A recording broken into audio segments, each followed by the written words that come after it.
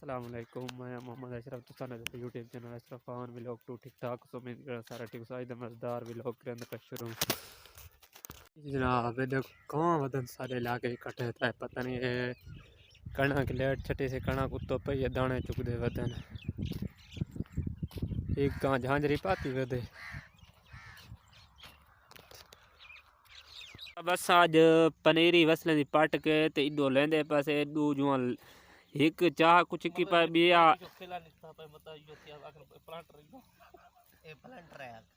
खेले शेले मारी पास इडो वसलें को पट्टी पास मैं वसलें दी पनीरी पटेंदा बैठा इत्थां वसलें दी पनीरी आई पई ते उहा पट के ते बई जा ते लई से हुण थोड़ी जी बच गई डो ते असां के जा भी फर्क ना पई रहे डो लाग इनू बस वसल ला के ते ऊ पानी लई बैठे पानी बाल्टी न लाए से बोर बंद थी गया ही